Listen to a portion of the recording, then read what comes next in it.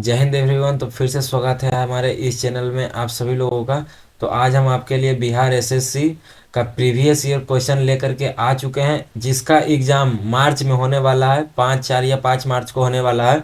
तो उसी के लिए हम प्रीवियस ईयर क्वेश्चन आपके लिए लाए हैं। पूरा डिजिटली रूप से डिजाइन किया गया है पीडीएफ, जो कि आप देख सकते हैं। तो इस पीडीएफ को आपको डाउनलोड करने के लिए हमारे टेलीग्राम चैनल जीके डिस्कशन को ज्वाइन करना होगा, जिसका लिंक डिस्क्रिप्शन में मिल जाएगा।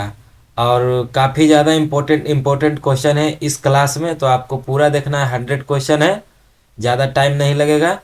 तो चलिए हम पहला क्वेश्चन स्टार्ट करते हैं। कह रहा है कि महात्मा बुद्ध ने अपना पहला धर्म चक्र परिवर्तन किस स्थान पर दिया था। तो इसका जो आंसर हो जाएगा वो हो जाएगा सारनाथ में। सारनाथ में जो है महात्मा बुद्ध ने पहला अपना धर्म चक्र परिवर्तन दिए थे। अगला क्वेश्चन, मगध की प्रथम राजधानी कौन सी थी। राजगृह, जो कि राजगीर में है। और राजगीर कहाँ पड़ता है, तो हमारे बिहार में। अगला क्वेश्चन चलते हैं। अगर जो इन सभी का आपका उत्तर आता है क्वेश्चन का, तो आप हमसे पहले देने का कष्ट करेंगे कमेंट में, और नहीं आता तब तो फिर मैं आपको बता ही रहा हूँ। यहाँ बोला जा रहा है, देश के प्रथम पंचवर्षीय योजना 1951 से 1956 में किस पर प्रमुख महत्व दिया गया था। तो इसका उत्तर हो जाएगा कृषि विकास को प्रोत्साहन करना है। यही हमारा हो जाता है प्रथम पंचवर्षीय योजना, जो कि 1951 से 1956 तक चला था। अगला क्वेश्चन है कि विकसित देशों में मुद्रास्फीति का आकलन किसे आधार बनाकर किया गया था। तो इसका जो आंसर हो जाएगा उपभोक्ता मूल्य सूचकांक। अगला क्वेश्चन चलते हैं। बिहार में वैशाली की नगर बधू अम्रपाली किसके शासन काल में थी। तो इसका उत्तर हो जाएगा लिच्छवी। लिच्छवी के ही शासन काल में यह हुआ था। ठीक है। अगला क्वेश्चन चलते हैं। विश्व की समस्त जनसंख्या के सापेक्ष हमारे देश की जनसंख्या लगभग कितनी है। मतलब पूरा वर्ल्ड में जो जनसंख्या है उसमें भारत का कितना % जनसंख्या है। तो इसका उत्तर हो जाएगा 17.5, यानी 17.5% हमारा भारत का जनसंख्या पूरे वर्ल्ड लेवल पे। अगला क्वेश्चन, आर्य समाजी के लोग किसके जड़ तक पहुंचा था। इसका उत्तर हो जाएगा हरिजन। हरिजन के जड़ तक पहुंचा था कौन, तो आर्य समाजी के लोग। अगला क्वेश्चन चलते हैं। और ये सभी जो क्वेश्चन हम आपको बता रहे हैं काफ़ी ज़्यादा इंपॉर्टेंट क्वेश्चन है। फिर से बता दें कि ये सारे क्वेश्चन बिहार सीजीएल बीएसएससी के लिए बनाया गया है प्रीवियस ईयर, जो कि आप चाहें तो कोई भी बुक्स आप मिला भी सकते हैं। ये क्वेश्चन बोल रहा है कि ब्राह्मणों के आधिपत्य के विरुद्ध किस जातियों के हित के लिए किया गया सर्वप्रथम आंदोलन कौन सा था। तो इसका जो उत्तर हो जाएगा वो हो जाएगा हमारा सत्यशोधक समाज। ठीक है। अगला क्वेश्चन चलते हैं। अगला क्वेश्चन है, गांधी जी ने अपना प्रथम असहयोग आंदोलन क्यों निलंबित कर दिया था, यानी या तो फिर क्यों निलंबित किया गया था। तो इसका जो उत्तर होगा, क्योंकि हिंसात्मक हो चुका था। यह चौरी चौरा कांड के कारण जो है यह आंदोलन को निलंबित कर दिया गया था। असहयोग आंदोलन जो कि प्रथम बार था गांधी जी के द्वारा। अगला क्वेश्चन चलते हैं। भारतीय राष्ट्रीय कांग्रेस की स्थापना में किसने महत्वपूर्ण भूमिका अपनाई थी या तो फिर निभाई थी। तो इसका जो उत्तर हो जाएगा वो होगा A.O. ह्यूम। ठीक है। अगला क्वेश्चन चलते हैं। इनकलाब जिंदाबाद का नारा किसने दिया था। तो इसका उत्तर हो जाएगा भगत सिंह। तो काफ़ी ज़्यादा इंपॉर्टेंट ये सब क्वेश्चन है, आपको ध्यान से सुनना है। और अगर जो आपको नोट करना है तो कर सकते हैं, नहीं तो पीडीएफ आपको मिल जाएगा सेम इसी तरह से डिजिटली पीडीएफ। अगला क्वेश्चन है, केन्या की राजधानी कहाँ है। केन्या की राजधानी कहाँ है। तो केन्या की जो राजधानी है वो हो जाएगा नैरोबी में। ठीक है। अगला क्वेश्चन, 7 पहाड़ियों का शहर किसे कहा जाता है। इसका जो आंसर है वो हो जाएगा रोम। और रोम हमारा इटली का राजधानी भी है, तो उसको 7 पहाड़ियों का शहर भी कहा जाता है। अगला क्वेश्चन है, सर्वाधिक द्वीपों वाला देश के रूप में कौन जाना जाता है। सर्वाधिक द्वीपों वाला देश के रूप में कौन सा जाना जाता है। मतलब उस देश का नाम बताना है जहाँ पे सर्वाधिक द्वीप होता है। तो इसका आंसर हो जाएगा इंडोनेशिया। इंडोनेशिया में सबसे ज़्यादा द्वीप है, इसलिए इसको सर्वाधिक द्वीपों वाला देश कहा जाता है। अगला क्वेश्चन है कि मगध विश्वविद्यालय कहाँ स्थित है। तो यह हो जाएगा इसका आंसर बोध गया। ठीक है। मगध विश्वविद्यालय बोध गया में स्थित है, जो कि कहाँ पड़ता है, बिहार में पड़ता है। अगला क्वेश्चन है कि जैन परंपरा के अनुसार कौन अंतिम से एक पूर्व तीर्थकार माने जाते हैं? तो इसका उत्तर हो जाएगा पार्श्वनाथ, जो कि 23वें तीर्थंकर थे। ठीक है, काफी ज्यादा इंपॉर्टेंट क्वेश्चन, ये स्टैटिक जीके भी है एक तरह से आप मान सकते हैं।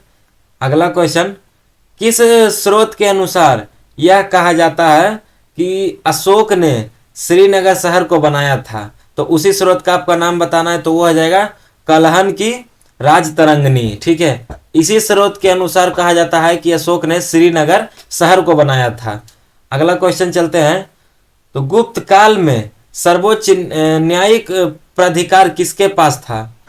गुप्त काल में सर्वोच्च न्यायिक प्राधिकार किसके पास था? तो इसका उत्तर हो जाएगा राजा के ही पास था। ठीक है, तो काफी ज्यादा इंपॉर्टेंट क्वेश्चन है, जो कि बीएसएससी आने वाला जो 5 तारीख को एग्जाम है हमारा मार्च में 2023, उसमें ये सारा पूछा गया क्वेश्चन है बीएसएससी का। फिर से चलते हैं अगला क्वेश्चन, ये थोड़ा लंबा क्वेश्चन है।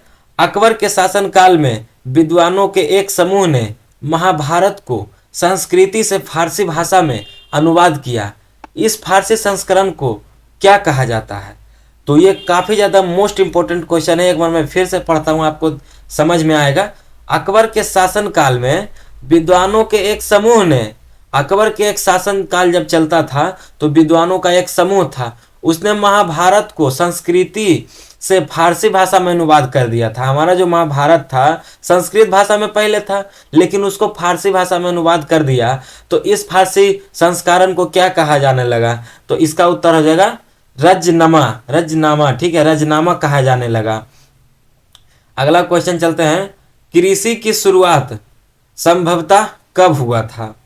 तो 7,000 ईसा पूर्व लगभग हुआ था पहले। 7,000 ईसा पूर्व पहले जो है कृषि की शुरुआत संभवतः हुआ था। ठीक है, अगला क्वेश्चन है कि लेप्चा जनजाति कहाँ निवासी करता है? लेप्चा जनजाति जो है वो कहाँ निवास करता है, मतलब किस जगह पे रहता है, कहाँ रहता है, उसका नाम आपको बताना है। तो सिक्किम में। ठीक है, सिक्किम में जो है एक जनजाति है जिसका नाम है लेप्चा, ये आपको ध्यान रखना है। अगला क्वेश्चन, आकार और समुद्र में समाहित होने वाली जल राशि के अनुसार कौन सी नदी विश्व की सर्वाधिक बड़ी नदी है? इसका उत्तर हो जाएगा अमेजन। अमेजन जो हमारा नदी है वो आकार और समुद्र में समाहित होने वाली जल राशि के अनुसार इतना बड़ा है कि इसी के अनुसार दिखता है, जो कि हमारा विश्व का सर्वाधिक बड़ी नदी है, जो कि आकार और समुद्र में समाहित होने वाली जैसी लगती है। अगला क्वेश्चन, किस स्थान पर भगवान महावीर की मृत्यु हुई थी?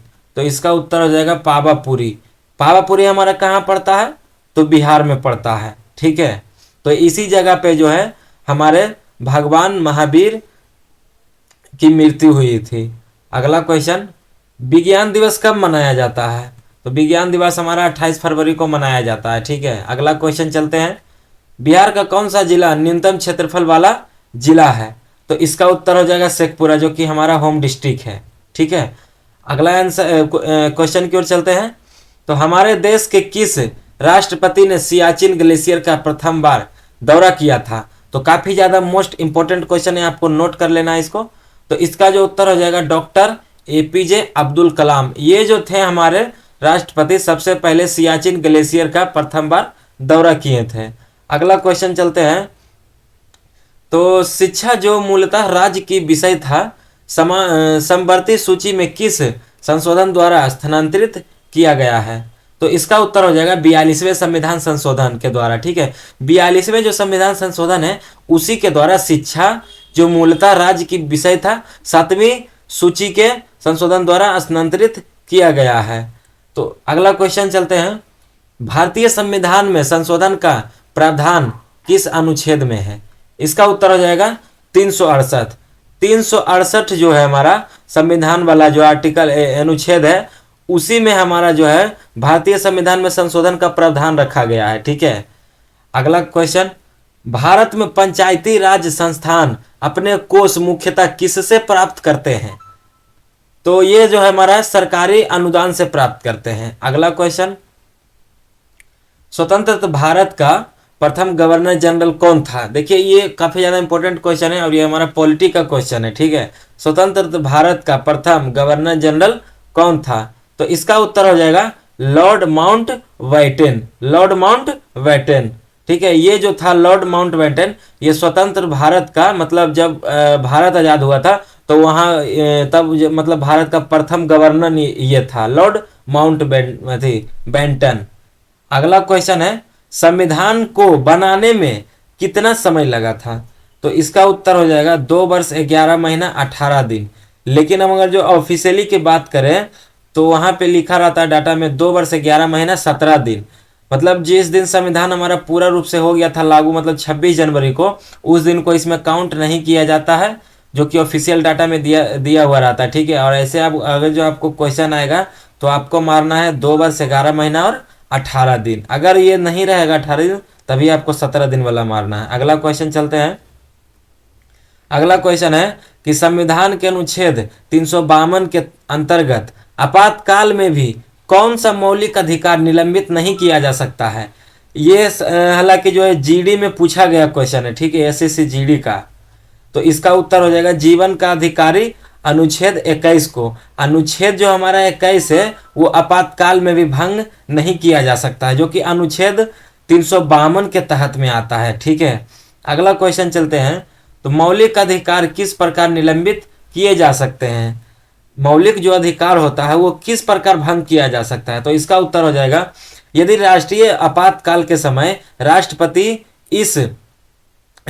हेतु आदेश जारी कर सकते हैं। जब अगर जो भंग होता है ना हमारा मौलिक अधिकार, तो हमारा जो राष्ट्रपति है वो आदेश जारी कर सकते हैं, ठीक है, आपातकाल में भी। अगला क्वेश्चन चलते हैं। कौन लोकसभा को इसकी अवधि के समाप्त होने के पूर्व भंग कर सकता है?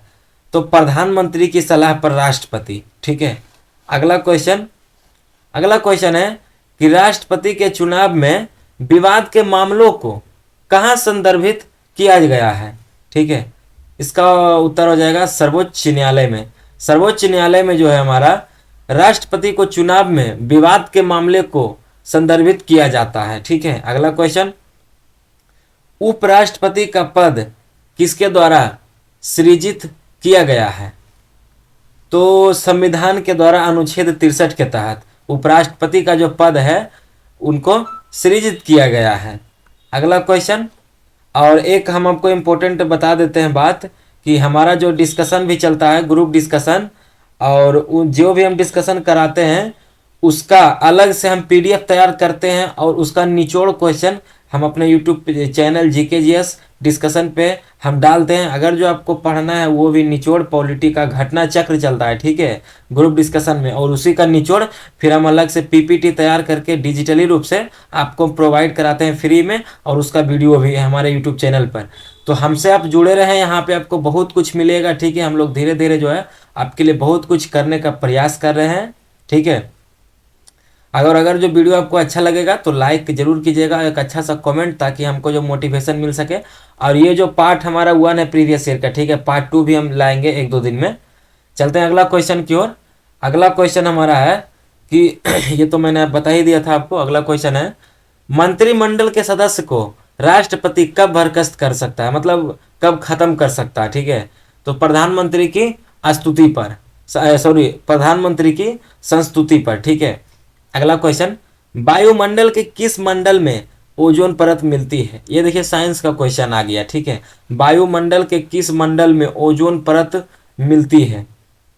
एक तरह से इसको हम ज्योग्राफी भी बोल सकते हैं। तो इसका जो आंसर हो जाएगा समताप मंडल। समताप मंडल में जो है ओजोन परत मिलता है, ठीक है। अगला क्वेश्चन, भारत में हरित क्रांति ने सर्वाधिक किसे प्रभावित किया है, मतलब किसे ज़्यादा हानि पहुंचाया है? तो उत्तर हो जाएगा गेहूं के फसलों को, ठीक है। अगला क्वेश्चन है, देश में ऑपरेशन फ्लड की शुरुआत किसने किया है? तो उत्तर हो जाएगा इसका डॉक्टर वर्गीज कुरियन। डॉक्टर वर्गीज कुरियन जो हमारा है वो देश में ऑपरेशन फ्लड की शुरुआत किए थे, ठीक है। अगला क्वेश्चन चलते हैं, कौन सी कृमि त्वचा को पार कर आंतों में प्रवेश कर जाती है? कौन सी कृति त्वचा, मतलब कोई एक कृति त्वचा होगा वो जो है आंतों को आंतों में भी प्रवेश कर जाती है, तो उसका नाम जो है वो है फीता कृमि। ठीक है, यही जो है आंतों में भी प्रवेश कर जाती है कृमि त्वचा को पार करके। अगला क्वेश्चन, जल में जैव रासायनिक ऑक्सीजन भाग की अधिकतम मात्रा कितनी होनी चाहिए? फिर से हम पढ़ते हैं कि जल में जो है जैव रासायनिक ऑक्सीजन भाग की अधिकतम मात्रा कितनी होनी चाहिए? तो 0.3 यानी कि 3 किलोग्राम/लीटर, ये जो है हमारा मात्रा होना चाहिए जल में जैव रासायनिक ऑक्सीजन भाग का। ठीक है, अगला क्वेश्चन है कि एक समान वयस्क पुरुष में कितना हीमोग्लोबिन होता है? आरबीसी। ठीक है, हीमोग्लोबिन होता है हमारा, तो इसका जो हो जाएगा उत्तर वो हो जाएगा 14 ग्राम/100 ग्राम खून में। 14 ग्राम होता है पर 100 ग्राम खून में। ठीक है, अगला क्वेश्चन, आहार नाल सामान्यतः किसका बड़ा होता है? मतलब ये देखिए आ गया बायोलॉजी का क्वेश्चन, आहार नाल जो होता है सामान्यतः किसका बड़ा होता है? तो इसका उत्तर हो जाएगा मांसाहारी का। मांसाहारी में जो हमारा आहार नाल होता है वो सबसे ज्यादा बड़ा होता है। अगला क्वेश्चन है आपके सामने, गाय का दूध का पीला रंग किसकी उपस्थिति के कारण होता है? गाय का जो दूध है उसमें पीला रंग पड़ जाता है, वो किसकी अनुपस्थिति के कारण होता है? तो इसका जो उत्तर होगा कैरोटीन की अनुपस्थिति। मतलब कैरोटीन जब उसमें नहीं रहेगा या कम रहेगा ना, तो दूध का जो रंग है वो हमारा पीला पड़ने लगता है। ठीक है, अगला क्वेश्चन है कि बीजों को अच्छी तरह से परिरक्षित कहाँ रखा जा सकता है? मतलब अच्छी तरह से उसको रखा जा सकता है परिरक्षित। परि मतलब हो सके, मतलब जैसे री मेडिकल कर दिया जाता है, मतलब फिर से मतलब उसी तरह से परिरक्षित अच्छी तरीके से रखा जाता है बीजों को। तो ठंडे एवं शुष्क अवस्था में जो है बीज जो है सबसे अच्छी तरीके से रह सकते हैं।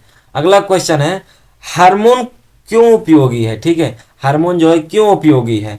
तो इसका उत्तर हमारा हो जाएगा उपचायी प्रक्रिया के लिए। ठीक है, उपापचायी प्रक्रिया के लिए जो है हमारा हार्मोन उपयोगी होता है। अगला क्वेश्चन, एसआई पद्धति में तापक्रम का मात्रक कौन है? एसआई पद्धति में तापक्रम का मात्रक कौन है? तो इसका उत्तर हो जाएगा केल्विन। केल्विन जो हमारा है एसआई पद्धति में तापक्रम का एक मात्रक है। ठीक है, अगला क्वेश्चन है, एक क्रिकेट खिलाड़ी गेंद को पकड़ते समय अपने हाथ को नीचे कर लेता है, ऐसा उसे चोट लगने से बचाता है। मतलब जब किसी भी आप खिलाड़ी को देखते होंगे तो जब कोई भी प्लेयर छक्का मारता है तो जो भी हमारा फील्डर होता है वो अगर जो उस बॉल को कैच करता है तो कैच लेने के बाद जो है उस वो मतलब फील्डर हाथ को पीछे कर लेता है ताकि उसको चोट नहीं लगे, और उसका जो वेग कम कर लेता है अपने पीछे करने की वजह से। तो इसका जो सिद्धांत है वो है संवेग संरक्षण का सिद्धांत।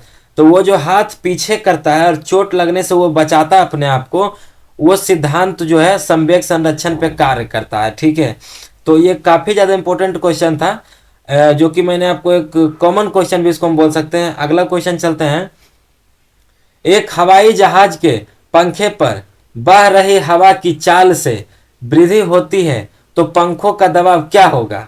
तो इसका उत्तर हो जाएगा कम हो जाएगा। मतलब एक हवाई जहाज है, ठीक है, पंखे पर बह रही हवा की चाल में वृद्धि जब होती है, बढ़ती है जब, तो पंखे की दाब क्या होती है? कम जाती है। ठीक है, अगला क्वेश्चन चलते हैं, हीरा बहुत कठोर है, ये तो सब लोग जानता है हीरा बहुत कठोर है, जबकि ग्रेफाइट कैसा होता है? तो इसका उत्तर हो जाएगा बहुत नरम। तो यहाँ से देखिए सिंपल हम वन लाइनर बनाए क्वेश्चन, तो हीरा बहुत कठोर होता है और ग्रेफाइट ही बहुत ही नरम होता है। अगला क्वेश्चन चलते हैं, निर्जलीकरण में कौन वस्तुतः थोड़ा कम हो जाता है? निर्जलीकरण एक प्रक्रिया है जो कि उसमें वस्तुतः थोड़ा कम हो जाता है, वो कौन है? तो वो है हमारा सोडियम क्लोराइड, जो कि निर्जलीकरण में वस्तुतः यह कम हो जाता है। अगला क्वेश्चन चलते हैं, तो एक वयस्क के शरीर में रक्त की मात्रा कितनी होती है? एक जो हमारा वयस्क होता है उसके शरीर में रक्त की मात्रा कितना होता है? तो 4 से 5 लीटर। मतलब हम सबके शरीर में जो 4 से 5 लीटर खून होता है। ठीक है, अगला क्वेश्चन, पादपों में क्या होता है जो पशुओं में नहीं होता है? तो ये आपको बताना है कि पादपों में क्या ऐसा चीज है जो होता है जो कि पशुओं में नहीं होता है। तो इसका उत्तर हो जाएगा, इसका जो उत्तर हो जाएगा वो हो जाएगा सेल्यूलोस। सेल्यूलोस जो है वो पादपों में, सॉरी इसमें थोड़ा सा क्वेश्चन गड़बड़ है, अगला क्वेश्चन की ओर चलते हैं। प्रकाश किस रूप में व्यवहार करता है, कण के रूप में अथवा तरंग के रूप में? मतलब इस पे यहाँ पे आपको पूछा जा रहा है कि प्रकाश किस रूप में व्यवहार करता है, कण के रूप में करता है कि तरंग के रूप में करता है? तो इसका जो उत्तर हो जाएगा वो हो जाएगा तरंग के रूप में। हमारा जो प्रकाश आता है वो तरंग के रूप में आता है, ठीक है, ना कि कण के रूप में आता है। अगला क्वेश्चन है कि ये थोड़ा सा लॉन्ग क्वेश्चन है। 0 डिग्री सेंटीग्रेड तापमान की 1 किलोग्राम बर्फ 10 डिग्री सेंटीग्रेड पर 1 किलोग्राम पानी के साथ मिला दी जाती है तो परिणाम तापमान क्या होगा? इसका जो उत्तर होगा वो होगा 0 डिग्री से कम। अगला क्वेश्चन चलते हैं। यहाँ पे बोला जा रहा है कि जब एक श्वेत प्रकाश ग्लास प्रिज्म से गुजरता है, जब एक श्वेत प्रकाश ग्लास प्रिज्म से गुजरता है तो कौन सा सर्वाधिक अपवर्तित करता है रंग? तो वही रंग का आपको नाम बताना है। तो शायद इसका उत्तर हो जाएगा नीला रंग। नीला रंग सर्वाधिक अपवर्तित करता है जब एक श्वेत प्रकाश ग्लास प्रिज्म से होकर के गुजरता है। ये आप साइंस में पढ़े होंगे। अगला क्वेश्चन चलते हैं जो कि फिजिक्स का क्वेश्चन था, और ये है अगला क्वेश्चन। जब एक श्वेत प्रकाश ग्लास प्रिज्म से गुजरता है, तो ये वही क्वेश्चन है। नीचे चलते हैं फिर से। अगला क्वेश्चन, न्यूट्रॉन की खोज किसने किया था? सिंपल है, one liner question. James Chadwick. James Chadwick जो हमारा है वो न्यूट्रॉन की खोज किया था। अगला क्वेश्चन चलते हैं, थोड़ा सा स्पीड चलेंगे हम क्योंकि काफ़ी ज़्यादा इसमें क्वेश्चन है, 100 लगभग। ब्लैक लेड किसे कहा जाता है? ब्लैक लेड कहा जाता है ग्रेफाइट को। अगला क्वेश्चन, रॉकेट के ईंधन में प्रयोग किया जाता है, ठीक है, रॉकेट के जो ईंधन में प्रयोग किया जाता है वो क्रिक रबर का नाम बताएं क्या है? तो उसका नाम है नियोप्रीन, ठीक है। नियोप्रीन जो है हमारा वो कृत्रिक रबर है जो कि रॉकेट के ईंधन में प्रयोग किया जाता है। अगला क्वेश्चन है, किसका अंतराण्विक बल सबसे कम होता है? तो हीलियम। हीलियम का जो है अंतराण्विक बल सबसे कम होता है। अगला क्वेश्चन चलते हैं, लोहे की परत पर किस धातु से गैल्वेनीकरण किया जाता है? इसका उत्तर हो जाएगा जस्ता। जस्ता से जो है लोहे की परत पर गैल्वेनीकरण किया जाता है। अगला क्वेश्चन चलते हैं, सिक्का बनाने के लिए धातु का प्रयोग किया जाता है, कौन सा वो धातु है उसका नाम बताना? तो कॉपर। कॉपर से ही जो है हमारा सिक्का बनता है, ठीक है। अगला क्वेश्चन चलते हैं, रेशम कीट की किस अवस्था से रेशम प्राप्त होता है? रेशम जो हमारा प्राप्त होता है वो रेशम कीट की किस अवस्था से प्राप्त होता है? इसका जो उत्तर हो जाएगा वो हो जाएगा कैटरपिलर, ठीक है, कैटरपिलर की अवस्था से जो है हमारा प्राप्त होता है। अगला क्वेश्चन चलते हैं, प्राकृतिक मोती क्या कहलाता है? प्राकृतिक मोती क्या कहलाता है? तो ये कहलाता है मोलास्क, ठीक है। अगला क्वेश्चन चलते हैं, प्रकाश का वेग कितना होता है? तो प्रकाश का वेग जो हमारा होता है 3 × 10⁵ किलोमीटर पर सेकेंड, ठीक है। ये आपको ध्यान रखना है, काफ़ी ज़्यादा इंपॉर्टेंट क्वेश्चन है दोस्तों। अगला क्वेश्चन चलते हैं, एक इलेक्ट्रॉन का द्रव्यमान कितना होता है? तो एक इलेक्ट्रॉन का जो द्रव्यमान होता है वो होता है 0.00055, मतलब 0.555, मतलब इससे आपको याद रखना है 0.555 AMU, ठीक है, AMU लिखाता है, तो आपको ये ध्यान रखना। अगला क्वेश्चन है कि सर्वाधिक रेडियो एक्टिव तत्व कौन सा है? तो इसका उत्तर हो जाएगा रेडियम। रेडियम जो हमारा है वो सर्वाधिक एक्टिव तत्व है। अगला क्वेश्चन चलते हैं, किसने खोज किया था कि मलेरिया नामक रोग मच्छर काटने से ही होता है? ठीक है, तो इसका हो जाएगा उत्तर रोनाल्ड रॉस। रोनाल्ड रॉस कहा था कि मच्छर जो काटता तो उससे मलेरिया रोग होता है। अगला क्वेश्चन चलते हैं, आम का खाने वाला भाग कौन सा है? मध्य फल भीति। मध्य फल भीति हम लोग जो खाते हैं आम, हम मध्य फल भीति को खाते हैं, ठीक है। अगला क्वेश्चन चलते हैं, नागफनी के कांटे किसका रूपांतरित है? तो इसका उत्तर हो जाएगा पत्ती। पत्ती का जो रूपांतरित है हमारा नागफनी। अगला क्वेश्चन चलते हैं, डायनेमो का आविष्कार किसने किया था? तो इसका उत्तर हो जाएगा माइकल फैराडे ने। अगला क्वेश्चन चलते हैं, तो भारतीय संविधान की आत्मा कहा जाता है संवैधानिक उपचारों का अधिकार को, ठीक है, संवैधानिक उपचारों के अधिकार को जो है भारतीय संविधान का आत्मा कहा जाता है। अगला क्वेश्चन चलते हैं, अगला क्वेश्चन है कि मौलिक अधिकारों की सूची में से संपत्ति का अधिकार किसके शासनकाल में निकाल दिया गया था? तो इसका उत्तर हो जाएगा मोरारजी देसाई के समय में ही ये हुआ था। अगला क्वेश्चन चलते हैं, मौलिक अधिकारों की मूल सूची में बाद में क्या जोड़ा गया था? तो इसका उत्तर हो जाएगा निशुल्क एवं अनिवार्य प्राथमिक शिक्षा का अधिकार। अगला क्वेश्चन चलते हैं, भारत में राष्ट्रीय आय की गणना किसके द्वारा किया जाता है? भारत में जो हमारा गणना किया जाता है राष्ट्रीय आय का, वो किसके द्वारा किया जाता है? तो इसका उत्तर हो जाएगा केंद्रीय सांख्यिकी संगठन के द्वारा। अगला क्वेश्चन चलते हैं, गायों की रक्षा हेतु गैर छीनी सभा की स्थापना कब की गई थी? तो इसका जो स्थापना किया गया था वो किया गया था 1893 ईस्वी में। अगला क्वेश्चन, कन्याकुमारी कहाँ अवस्थित है? तमिलनाडु में। अगला क्वेश्चन चलते हैं, भारत में पंचायती राज का गठन कब हुआ था? पंचायती राज का जो गठन हुआ था हमारे भारत में वो कब किया गया था? तो ईस्वी 1959 ईस्वी में नागौर जिले से। ठीक है। अगला क्वेश्चन है, भारत में सामुदायिक विकास कार्यक्रम कब शुरू हुआ था? भारत में जो हमारा सामुदायिक विकास कार्यक्रम स्टार्ट हुआ था उसका आपको ईस्वी बताना है, तो 2 अक्टूबर 1952 को। अगला क्वेश्चन चलते हैं, केंद्रीय भवन अनुसंधान संस्थान कहाँ है? तो उस एरिया का आपको नाम बताना है, तो रुड़की में जो हमारा है केंद्रीय भवन अनुसंधान संस्थान है अवस्थित। अगला क्वेश्चन, विश्व का सबसे बड़ा महाद्वीप कौन सा है? विश्व का जो है सबसे बड़ा महाद्वीप कौन सा है? तो एशिया महाद्वीप जो जिसमें हम लोग रहते हैं। अगला क्वेश्चन, पृथ्वी का भूमध्य रेखीय व्यास कितना है? भूमध्य रेखीय व्यास जो है वो पृथ्वी का कितना है आपको बताना है, तो 12,756 किलोमीटर। अगला क्वेश्चन है कि डीसीएम ट्रॉफी किससे संबंधित है? डीसीएम ट्रॉफी किससे संबंधित है, जो कि एक स्टैटिक जीके की तरह है? तो इसका उत्तर हो जाएगा फुटबॉल से। फुटबॉल जो हमारा है डीसीएम ट्रॉफी से संबंधित है। अगला क्वेश्चन चलते हैं, चार मीनार कहाँ अवस्थित है? ये सब देखिए इंपॉर्टेंट क्वेश्चन है आपके बीएसएससी एग्जाम्स के लिए जो कि आने वाले हैं मार्च में। इसका उत्तर हमारा हो जाएगा हैदराबाद में जो चार मीनार अवस्थित है। अगला क्वेश्चन चलते हैं, रेगिस्तान में वनारोपण कम किया जाता है क्यों? इसका उत्तर हो जाएगा कम वर्षा के कारण। ठीक है। अगला क्वेश्चन चलते हैं, मुद्रास्फीति के समय कौन लाभ में रहता है? तो इसका उत्तर हो जाएगा व्यापारी मार्ग। अगला क्वेश्चन चलते हैं, भारत में इस्पात का प्रथम कारखाना कहाँ स्थापित किया गया था? तो इसका उत्तर हो जाएगा जमशेदपुर में जो है भारत का पहला कारखाना इस्पात का स्थापित किया गया था।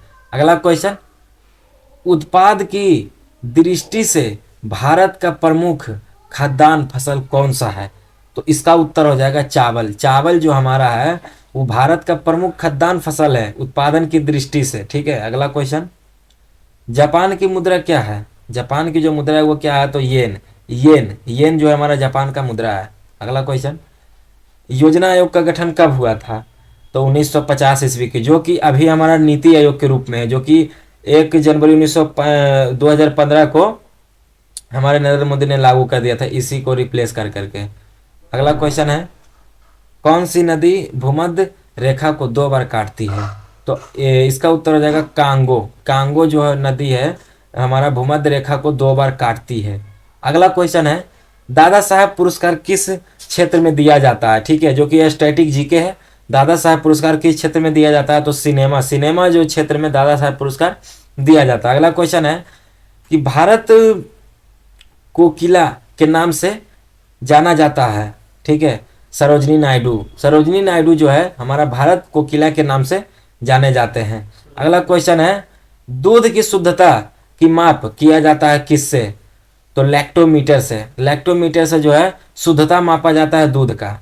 अगला क्वेश्चन, दूध की शुद्धता की माप किया जाता है, तो फिर से वही क्वेश्चन है। अगला चलते हैं, भारत में अभिनव भारत नामक एवं गुप्त संगठन अंग्रेजों की मुकाबला करने के लिए किसने संगठित किया था? तो इसका उत्तर हो जाएगा BD Savarkar, B D Savarkar. ठीक है, अगला क्वेश्चन चलते हैं।